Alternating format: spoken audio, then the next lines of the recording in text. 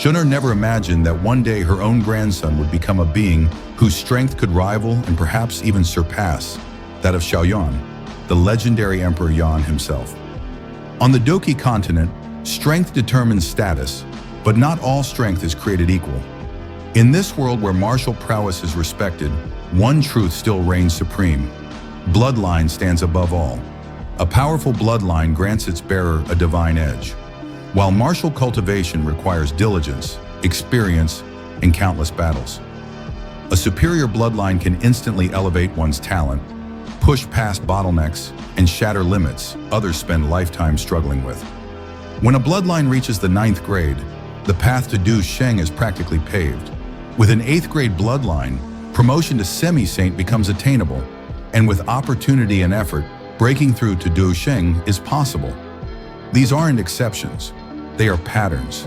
And among all the people in the vast Douqi Continent, few can compare to those born with God-grade blood. Xun'er was one of them. As a direct descendant of the ancient Gu clan, her bloodline was of God-grade quality. Alongside her father Gu Yuan, they were the only two within the clan with such pure imperial essence.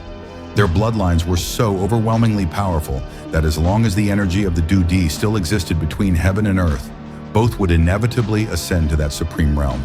The title of Doudi was not a matter of if, but when. This invincible legacy would naturally be passed on.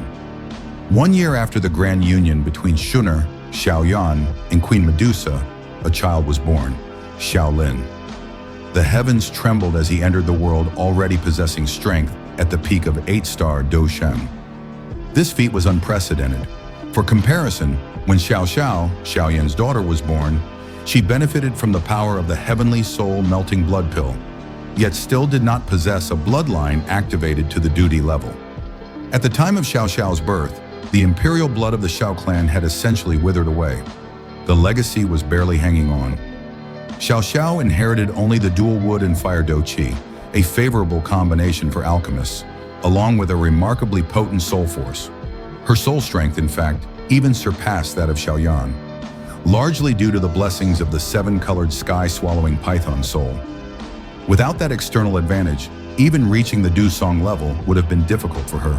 In contrast, Xiao Lin's power was rooted entirely in his own bloodline. His strength at birth was not only greater than Xiao's at her peak, it outclassed her entirely. But he was still a child, raw and untrained. His fighting spirit burned bright, but he lacked control. A force that immense, left unchecked, would bring disaster. Xiao Yan understood this better than anyone. Having endured countless life and death experiences, he knew what it meant to rise too quickly without a solid foundation. He chose to seal Xiao Lin's strength, and Xiao's as well, not to suppress them, but to protect them.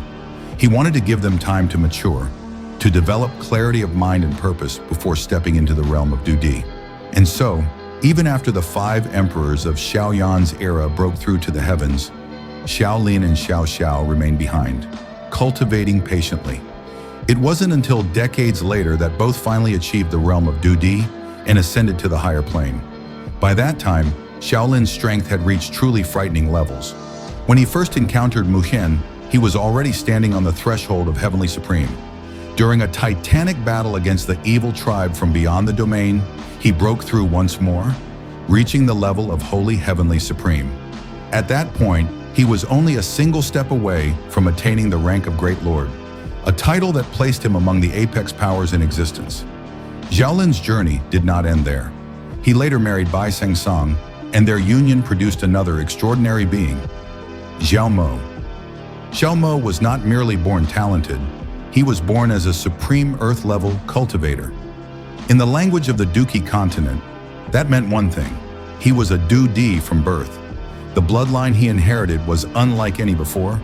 It combined the god-grade blood of the Gu clan, the Doudi legacy of the Xiao clan, and the serpent blood of Queen Medusa's lineage. 3 emperor bloodline powers merged into a single existence. When Xun'er looked at her newborn grandson, she was filled with awe and nostalgia. To her, it felt like just yesterday that she was the proud and youthful heiress of the Gu clan. Now time had ushered her into the role of a grandmother, and Xiao Mo, in his presence and demeanor, was strikingly similar to Xiao Yan in his youth. Fierce, impulsive and brimming with untamed ambition. At the age of 6, Xiao Mo had already begun practicing the burning art and alchemy. He was the first in over 100 years to awaken and cultivate the burning art, a technique once monopolized by Xiao Yan himself. His father, Xiao Lin, had chosen a different path. He focused on sword cultivation and strengthening the physical body. Through relentless tempering, Xiao Lin's body had become so resilient and powerful that it alone could conquer enemies. His Douqi foundation was dense, refined, and overwhelmingly solid. Xiao Mo, however, inherited Xiao Yan's legacy directly. With the Xuanzang ruler in hand, he wandered the world, training relentlessly. Xiao Yan, ever the guiding mentor, accompanied him, helping to shape his strength and sharpen his instincts. When Xiao Mo turned 18, he reached the Doudi realm. Discussions were held among the family's most powerful, Xiao Lin, Xun'er, and Xiao Yan. They came to a collective decision.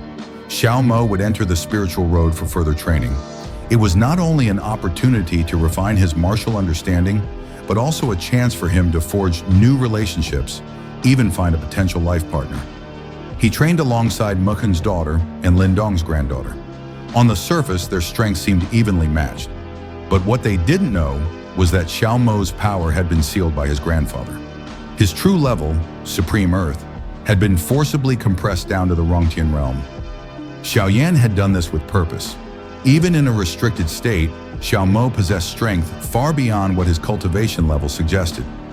Armed with legendary techniques like the Buddha's Wrath Lotus, empowered by divine flames, Xiao Mo could battle true Supreme Earth opponents despite his sealed condition. His skill in combat and strategy, combined with his inherited power, made him an anomaly, an unstoppable force wearing the mask of modest cultivation. Still, Xiao Mo was far from perfect. He was emotionally driven, often reckless, and utterly infatuated with Prajna. He pursued her with the same stubbornness and passion that once defined Xiao Yan in his own youth. His shameless pursuit of love was mocked by some, but beneath that was a heart filled with fierce resolve. And yet, when one examines his total potential, his bloodline, his combat talent, his soul strength, his cultivation foundation, one truth becomes evident. In every measurable category, Xiao Mo was already stronger than Xiao Yan had ever been at the same stage. The combination of 3 emperor-class bloodlines was no illusion. It granted him possibilities that even Xiao Yan could not have dreamed of in his prime.